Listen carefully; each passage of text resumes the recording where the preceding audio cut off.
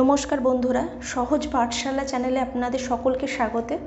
আমি উপস্থিত হয়েছি আরও একটি অডিও ক্লাস নিয়ে। আপনারা সকলেই জানেন যে আমি নিয়মিত ভিডিও বা অডিও ক্লাস মূলত আপলোড করছি জিওগ্রাফি ইন্টারভিউ বিষয়ক ওয়েস্ট বেঙ্গল SLST। আমরা সকলেই জানি ইতিমধ্যেই যে ইন্টিমেশন লেটার জারি হয়ে গেছে এবং ভেরিফিকেশনের ডেট দিয়ে দিয়েছে, যেটা মূলত 2রা ডিসেম্বর। তো আর বেশি সময় নষ্ট না করে আমরা মূল আলোচনায় আমাদের চলে যাব। আমরা আজকে মূলত যে বিষয়টি নিয়ে আলোচনা করব, জিওমরফোলজির যে ল্যান্ডফর্ম এবং প্রসেস যে অধ্যায়টি রয়েছে, যেখানে ফ্লুভিয়াল, গ্লেশিয়াল, উইন্ড, ক্রাস্ট এবং মেরিন টোপোগ্রাফি এগুলো নিয়ে আমরা আলোচনা করব। এবং ইন্টারভিউতে যে ধরনের প্রশ্ন আমাদের করতে পারেন ইন্টারভিউয়াররা এবং তার যে সম্ভাব্য উত্তরগুলি হতে পারে সেগুলি নিয়ে আলোচনা শুরু করব। তো চলুন শুরু করা যাক।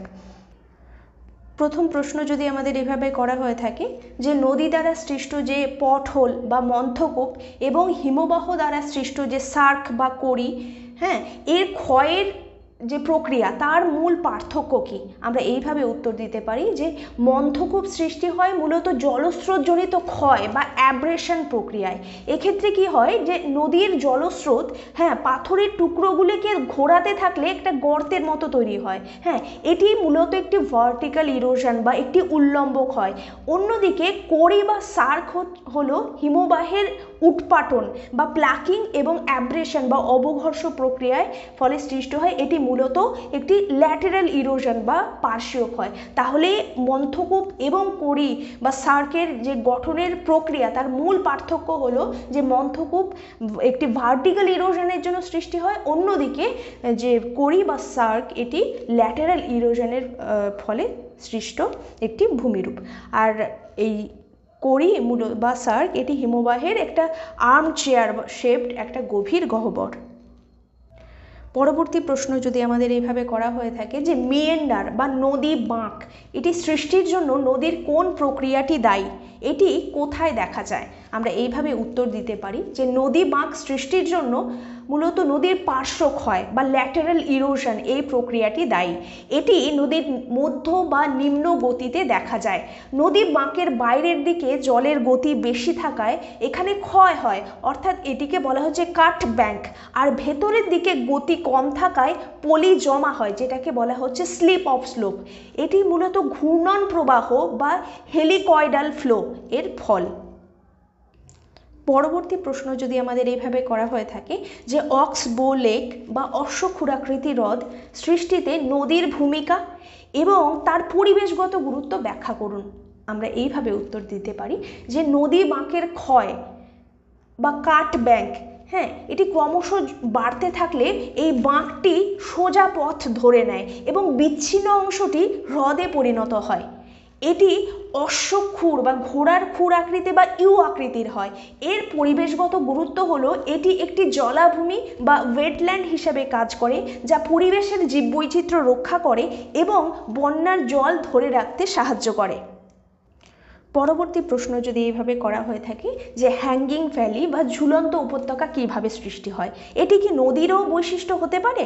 আমরা এইভাবে উত্তর দিতে পারি যে ঝুলন্ত উপত্যকা হলো হিমবাহের একটি প্রধান গঠিত ভূমিরূপ। আমরা বলতে পারি যে প্রধান হিমবাহের তুলনায় যে উপহিমবাহ বা সাবগ্লেশিয়াল যেটি থাকে তার ক্ষয়ের পরিমাণ তুলনামূলক কম, তার ক্ষয় করার ক্ষমতা তুলনামূলক কম। তাই এই হিমবাহটি প্রধান উপত্যকার তুলনায় এই যে উপত্যকা সেটি প্রধান উপত্যকার তুলনায় উপরের দিকে ঝুলে থাকে না। এটি নদীর বৈশিষ্ট্য হতে পারে না, কারণ নদী উপত্যকায় পার্শ্বক্ষয় সমানভাবে ঘটে। এখানে ডিফারেন্সিয়াল ইরোশন দেখা যায় না, যেটা ঝুলন্ত উপত্যকা গঠনের একটি শর্ত বলা চলে। তাই এটি নদী উপত্যকার বৈশিষ্ট্য হতে পারে না। নদী উপত্যকায় কি দেখা যেতে পারে? জলপ্রপাত, গিরিখাত ইত্যাদি। পরবর্তী প্রশ্ন যদি এইভাবে করা হয়ে থাকে যে নদী গঠিত ডেল্টা বা বদ্বীপ এবং সমুদ্র গঠিত যে এস্চুয়ারি বা খাঁড়ি এর মধ্যে সঞ্চয় প্রক্রিয়াগত কি পার্থক্য দেখা যায়? আমরা এইভাবে উত্তর দিতে পারি যে ডেল্টা বা বদ্বীপ সৃষ্টি হয় যখন নদীর স্রোত সমুদ্রের স্রোত বা জোয়ারের চেয়ে বেশি শক্তিশালী হয় এবং পলি সমুদ্রের মুখে সঞ্চিত হয়। আর অন্যদিকে খাঁড়ি বা এস্চুয়ারি সৃষ্টি হয় যখন সমুদ্রের জোয়ারের স্রোত নদীর স্রোতের চেয়ে বেশি শক্তিশালী হয়, ফলে নদীর মোহনার সমস্ত পলি আর জমতে পারে না, সমুদ্রে চলে যায় এবং এই একটি চওড়া মুখ তৈরি করে। পরবর্তী প্রশ্ন যদি এইভাবে করা হয়ে থাকে যে ড্রামলিন এবং রোসেমোতানে এর মধ্যে হিমবাহের যে সঞ্চয় এবং ক্ষয়ের ভিত্তিতে মূলত এই দুটির মধ্যে পার্থক্য কি বলুন। আমরা এইভাবে উত্তর দিতে পারি যে ড্রামলিন হলো হিমবাহের সঞ্চয়জাত ভূমিরূপ। এটি একটি ডিমের ঝুড়ির মতো পলি সঞ্চয় বা আমরা উল্টানো নৌকার মতো এইভাবে বলতে পারি, যেটা ছোটোবেলা থেকে আমরা পড়ে এসেছি। আর এটি হিমবাহের যে গতির মুখ, হ্যাঁ, গতির দিকটা অসমান আর অন্য দিকটা মসৃণ হয়ে থাকে, যেটাকে আর অন্যদিকে রোসেমোতানে মূলত একটি হিমবাহের ক্ষয়জাত ভূমিরূপ। আর এটি হিমবাহের যে প্রবাহের দিকটি মসৃণ হয় আর বিপরীত দিকটি মসৃণ কেন হচ্ছে, অবঘর্ষ বা অ্যাব্রেশনের জন্য, আর অন্যদিকে বিপরীত দিকটি খাড়াই এবং অসমান হয় বিশেষত প্লাকিং বা উৎপাটনের জন্য। পরবর্তী প্রশ্ন যদি এইভাবে করা হয়ে থাকে যে বায়ুর ক্ষয়কার্যে ডিফ্লেশন বা অপসারণ এবং অ্যাব্রেশন বা অবঘর্ষ এই দুইয়ের তুলনামূলক ভূমিকা কি, এই দুইয়ের মূলত পার্থক্য কি। আমরা এইভাবে উত্তর দিতে পারি যে ডিফ্লেশন বা অপসারণ হলো বায়ু দ্বারা যে সমস্ত আলগা কণা যে বালির কণাগুলিকে উড়িয়ে নিয়ে যাওয়া, এটি একটি উল্লম্ব প্রক্রিয়া বা ভার্টিক্যাল প্রসেস, হ্যাঁ। আর এর ফলে কি হচ্ছে, হামাদা বা পাথুরে মরুভূমি বা ব্লো আউট সৃষ্টি হচ্ছে। অন্যদিকে অ্যাব্রেশন বা অবঘর্ষ হলো বায়ুবাহিত যে সমস্ত বালুকা কণা সেটা দ্বারা কঠিন শিলাকে ঘর্ষণ করা, এটি একটি অনুভূমিক প্রক্রিয়া এবং এর ফলে ইয়ারদাং বা জিউগেন এর মতো ভূমিরূপগুলি সৃষ্টি হয়। পরবর্তী প্রশ্ন এইভাবে যদি করা হয়ে থাকে যে জিউগেন এবং ইয়ারদাং এর মধ্যে মূল পার্থক্য কি। আমরা এইভাবে বলতে পারি যে জিউগেন মূলত গঠিত হয় এবং নরম এবং কঠিন শিলা দ্বারা যে হরাইজেন্টালি, মূলত জিউগেন গঠিত হয় হরাইজেন্টালি আর ইয়ারদাং গঠিত হয় উল্লম্বভাবে। কঠিন এবং কোমল শিলা যখন উল্লম্বভাবে অবস্থান করে তখন কোমল শিলাটি ক্ষয়প্রাপ্ত হয়, কঠিন শিলা নৌকার পালের মতো দাঁড়িয়ে থাকে। মূলত তাহলে মূল পার্থক্য কি, জিউগেন গঠিত হয় অনুভূমিকভাবে আর ইয়ারদাং গঠিত হয় উল্লম্বভাবে। পরবর্তী প্রশ্ন যদি এইভাবে করা হয়ে থাকে যে লোয়েস সমভূমি সৃষ্টির শর্ত এবং শর্তগুলি কি আর এর গুরুত্ব ব্যাখ্যা করুন। আমরা এইভাবে উত্তর দিতে পারি যে লোয়েস হলো বায়ু দ্বারা বাহিত অত্যন্ত সূক্ষ্ম কাদা ও পলির সঞ্চয়। এর সৃষ্টির শর্ত হলো কাছাকাছি কোনো শুষ্ক হিমবাহ বা মরু অঞ্চল থেকে কী হবে, প্রচুর পরিমাণে সূক্ষ্ম পলি আসতে হবে। আর এর গুরুত্ব হলো এই মাটি অত্যন্ত উর্বর এবং জল শোষণ করার ক্ষমতা বেশি হওয়ায় কৃষিকাজের জন্য খুব উপযোগী, যেমন চীনের হোয়াংহো অববাহিকা। পরবর্তী প্রশ্ন যদি এইভাবে করা হয়ে থাকে যে কার্স্ট ভূমিরূপ, হ্যাঁ, ভূমিরূপের প্রধান উপাদান কি আর এটি সৃষ্টির প্রক্রিয়া কি, কার্স্ট ভূমিরূপ সৃষ্টির প্রক্রিয়াটি কি। আমরা এইভাবে উত্তর দিতে পারি যে কার্স্ট ভূমিরূপের প্রধান উপাদান হলো লাইমস্টোন বা চুনা পাথর। এর সৃষ্টির প্রক্রিয়া হলো রাসায়নিক আবহবিকার এর যে কার্বনেশন প্রসেস, হ্যাঁ। বৃষ্টির জল কি হচ্ছে, বায়ুর যে কার্বন ডাইঅক্সাইড নিয়ে কি তৈরি করছে, বিক্রিয়া করে তৈরি করছে কার্বনিক অ্যাসিড। আর এই কার্বনিক অ্যাসিড যে চুনাপাথরের যে ক্যালসিয়াম কার্বনেট তাকে দ্রবীভূত করে এই ক্যালসিফিকেশন এবং কার্বনেশন প্রসেসটাকে ত্বরান্বিত করছে।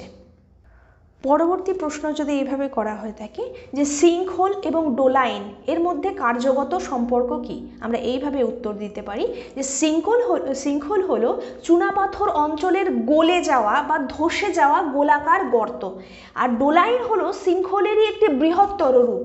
একাধিক সিঙ্কহোল যখন একসাথে মিশে যায় তখন একটি বড় গহ্বর তৈরি হয় যা ডোলাইন নামে পরিচিত। এটি কার্স্ট অঞ্চলের একটি প্রধান বৈশিষ্ট্য।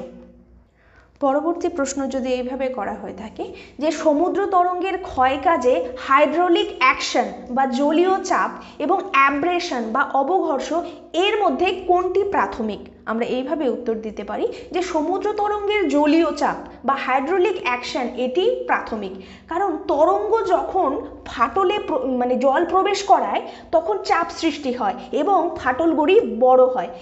এরপর এই ফাটল থেকে ভেঙে যাওয়া পাথর বা বালিকে তরঙ্গ যন্ত্রের মতো ব্যবহার করে তীর বা এই যে খারাপ পাড়কে ঘর্ষণ করতে থাকে, যেটাকে বলছে অবঘর্ষ বা অ্যাব্রেশন প্রসেস। অর্থাৎ জলীয় চাপ প্রথমে ফাটল তৈরি করে এই অবঘর্ষ বা অ্যাব্রেশন প্রসেসকে সম্পূর্ণ করছে। পরবর্তী প্রশ্ন যদি এইভাবে করা হয়ে থাকে যে সি আর্ক বা সমুদ্র তোরণ এবং সি স্ট্যাক এর মধ্যে সম্পর্ক কি? আমরা এইভাবে উত্তর দিতে পারি যে সমুদ্র তোরণ বা সি আর্ক হলো একটি অন্তর্বর্তীকালীন বা একটি ট্রানজিশনাল ভূমিরূপ। এটি তৈরি হয় যখন দুটি বিপরীত দিকে থাকা সামুদ্রিক গুহা বা সি কেভস মিলিত হয়ে একটি খিলান তৈরি করে। মানে যখন এই তোরণের ওপরের অংশটি, এই যে খিলান তৈরি হলো, আর্ক তৈরি হলেও তার ওপরের অংশটি যখন ধসে যায় তখন শুধুমাত্র খাড়া স্তম্ভটি অবশিষ্ট থাকে, যেটাকে স্ট্যাক বলা হচ্ছে। এই স্ট্যাকটি যখন আরও বেশি ক্ষয়প্রাপ্ত হয়ে উচ্চতায় আরও কমে যায় তখন তাকে বলা হচ্ছে স্ট্যাম্প। এই স্ট্যাম্পই হলো সমুদ্র তোরণ বা সি আর্ক এর শেষ পরিণতি। পরবর্তী প্রশ্ন যদি এইভাবে করা হয়ে থাকে যে বিচ বা সৈকত এবং স্পিট এর মধ্যে সঞ্চয় প্রক্রিয়াগত পার্থক্য কি? আমরা এইভাবে উত্তর দিতে পারি সৈকত বা বিচ হলো মূলত সমুদ্র তীরের সঞ্চয়, যা তরঙ্গের ধাক্কা এবং ফিরে যাওয়া মানে সোয়াশ এবং ব্যাকওয়াশ এর মাধ্যমে তৈরি হয়। অন্যদিকে স্পিট হলো উপকূলীয় স্রোত বা লংশোর কারেন্ট যেটা থাকছে তার দ্বারা বাহিত পলি যখন উপকূলের সঙ্গে সমকোণে একটি ফালির মতো সঞ্চিত হয়ে সমুদ্রের দিকে প্রসারিত হয়। স্পিট একটি গতিশীল এবং একটি প্রসারিত সঞ্চয়। পরবর্তী প্রশ্ন যদি এইভাবে করা হয়ে থাকে যে নদী, বায়ু ও হিমবাহ এই তিনটি প্রক্রিয়ার মধ্যে কোনটি ভূমিরূপকে স্মুথ বা মসৃণ করে আর কোনটি রাফ বা অমসৃণ করে তোলে? আমরা এইভাবে উত্তর দিতে পারি যে হিমবাহের ক্ষয়কার্য বা অবঘর্ষ সাধারণত বৃহৎ স্কেলে ভূমিরূপকে কী করছে মসৃণ এবং পলিশড বা পালিশযুক্ত করে তোলে, যেমন রসে মোতানে ইত্যাদি। নদীর ক্ষয়কার্যও কিন্তু মসৃণ করে, কিন্তু বায়ুর ক্ষয়কার্য প্রধানত অমসৃণ এবং অসামঞ্জস্যপূর্ণ, যেমন ইয়ারদাং বা জিউগেনের ক্ষেত্রে আমরা দেখতে পাই। পরবর্তী প্রশ্ন যদি এইভাবে করা হয়ে থাকে যে নদী, বায়ু, হিমবাহ এই তিনটি প্রক্রিয়াজাত সঞ্চয়ের মধ্যে কোনটি সবচেয়ে সুশ্রেণীবদ্ধ বা ওয়েল সর্টেড এবং কেন? আমরা এইভাবে উত্তর দিতে পারি যে বায়ু দ্বারা গঠিত সঞ্চয় যেমন লোয়েস, হ্যাঁ, এটা সবচেয়ে সুশ্রেণীবদ্ধ বা ওয়েল সর্টেড, কারণ বাতাস একটি দুর্বল মাধ্যম। এটি শুধুমাত্র সূক্ষ্ম এবং একই আকারের কণাগুলিকে বেশি দূরত্বে বহন করতে পারে। নদী বা হিমবাহের মতো শক্তিশালী মাধ্যমগুলি ভিন্ন আকারের উপাদানকে একসাথে সঞ্চয় করে, যেটাকে বলা যায় পুয়ারলি সর্টেড। পরবর্তী প্রশ্ন যদি এভাবে করা হয়ে থাকে যে হিমবাহের যে সঞ্চয়জাত দুটি ভূমিরূপ এস্কার এবং কেম এর মধ্যে মূল পার্থক্য কি? আমরা এইভাবে উত্তর দিতে পারি যে এস্কার হলো হিমবাহের ভেতরে তৈরি হওয়া জলস্রোত দ্বারা হিমবাহের ভেতরে তৈরি হওয়া জলস্রোত দ্বারা বাহিত পলি সঞ্চয়, যা সাপের মতো আঁকাবাঁকা শৈলশিরার আকারে জমা হয়। অন্যদিকে কেম হলো হিমবাহ যখন স্থির থাকে তখন তার পার্শ্বদেশে বা গর্তে বালি এবং কাঁকড় জমা হয়ে তৈরি হওয়া ছোট টিলা। পরবর্তী প্রশ্ন যদি এইভাবে করা হয়ে থাকে যে কার্স্ট অঞ্চলে স্ট্যালাকটাইট এবং স্ট্যালাগমাইট সৃষ্টিতে জলের ভূমিকা কী? আমরা এইভাবে উত্তর দিতে পারি জল যখন চুনাপাথর দ্রবীভূত করে চুনাপাথর দ্রবীভূত করে গুহার ছাদে পৌঁছায় তখন জল বাষ্পীভূত হয় এবং কার্বন ডাই অক্সাইড মুক্ত হয়। এর ফলে ক্যালসিয়াম কার্বনেট কি হচ্ছে, পুনরায় জমাট বাঁধে, আর ছাদ থেকে নিচের দিকে ঝুলে থাকা স্তম্ভকে বলা হয় স্ট্যালাকটাইট, এবং সেই জল যখন মেঝেতে পড়ছে এবং মেঝেতে জমা হয়ে উপরে উঠে যে উপরে ওঠা যে স্তম্ভ তাকে বলা হচ্ছে স্ট্যালাগমাইট। পরবর্তী প্রশ্ন যদি এভাবে করা হয়ে থাকে যে ওয়েভ কাট প্ল্যাটফর্ম বা তরঙ্গ কর্তিত মঞ্চ কি, এটি উপকূলের কি ধরনের বৈশিষ্ট্য নির্দেশ করে? আমরা এইভাবে উত্তর দিতে পারি যে তরঙ্গ কর্তিত মঞ্চ বা ওয়েভ কাট প্ল্যাটফর্ম হলো সমুদ্র তরঙ্গের ক্ষয়কার্যের ফলে সৃষ্ট খাড়া উপকূলের নিচে অবস্থিত একটি সমতল ভূমি। এটি নির্দেশ করে যে উপকূলটি বর্তমানে ক্ষয়প্রাপ্ত হচ্ছে এবং সমুদ্রের পৃষ্ঠের উচ্চতা বৃদ্ধি পাচ্ছে। এটি উপকূলে মূলত ভারসাম্য বজায় রাখতে, মানে উপকূল থেকে ক্ষয়প্রাপ্ত হয়ে সমুদ্র তলে সঞ্চিত হচ্ছে, তাহলে উপকূলীয় ভারসাম্য বজায় রাখতে সাহায্য করে এই তরঙ্গ কর্তিত মঞ্চ। আজকে আমাদের সর্বশেষ প্রশ্ন আমরা আলোচনা করছি, এইভাবে যদি প্রশ্নটি করা হয়ে থাকে যে নদী, হিমবাহ, বায়ু ও সমুদ্র এই চারটি প্রক্রিয়ায় একসঙ্গে কাজ করলে একটা মিশ্রিত ভূমিরূপ তৈরি হবে, এরকম একটি উদাহরণ দিন। আমরা এইভাবে উত্তর দিতে পারি যে উপকূলীয় বালিয়াড়ি বা কোস্টাল ডিউন, এটি হলো একটি মিশ্র ভূমিরূপ বা যেটাকে বলছে পলিজেনেটিক ল্যান্ডফর্ম বা বহু প্রক্রিয়াগত ভূমিরূপ। এই ক্ষেত্রে কি হচ্ছে, সমুদ্র সৈকতে তরঙ্গ পলির সঞ্চয় করে, এটি একটি সামুদ্রিক প্রক্রিয়া। তারপর সেই পলি বায়ু দ্বারা বাহিত হয়ে বালিয়াড়ি তৈরি করছে, এটি বায়ুর প্রক্রিয়া। এরপর নদী বা জলস্রোত, এটিও কিন্তু এই পলির একটি প্রধান উৎস হতে পারে। তাই এই উপকূলীয় বালিয়াড়ি এটি একটি বহু প্রক্রিয়াগত ভূমিরূপ, যেখানে সামুদ্রিক প্রক্রিয়া, বায়ু গঠিত প্রক্রিয়া এবং নদীর প্রক্রিয়া, এই সমস্ত প্রক্রিয়াগুলি একসাথে কাজ করে একটি মিশ্র ভূমিরূপে জন্ম দেয়, যেটি হলো উপকূলীয় বালিয়াড়ি। বন্ধুরা, আজকের আলোচনা আমরা এখানেই শেষ করছি। আমি নিজেও ইন্টারভিউয়ের জন্য প্রিপারেশন নিচ্ছি। আপনারা আমায় সাজেশন দিন যে আর কোন কোন টপিকে আমি ভিডিও বা অডিও ক্লাস তৈরি করতে পারি, যাতে আমার উপকার হবে, তার সাথে সাথে আপনাদেরও 2-4 জনের যদি কোনো কাজে লাগে সেটা আমার ভালো লাগবে। আপনারা যদি সিলেকশন পান সেটাও আমার ভালো লাগবে। ঠিক আছে, তো আজকের মতো এইটুকুই। ধন্যবাদ।